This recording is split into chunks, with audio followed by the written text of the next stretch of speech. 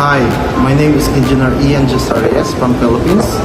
My company is Sales Group of Companies. So I came here to visit Blue Elephant for our project. So the plant is really very good. They're doing well. I saw how they do a production of their CNC machines. It's very fantastic.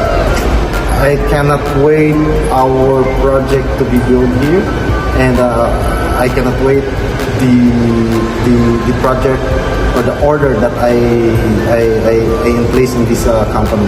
So I'm looking forward, and hopefully by next 2 months we'll be able to come back here to testing our ordered machines. God bless all. Thank you.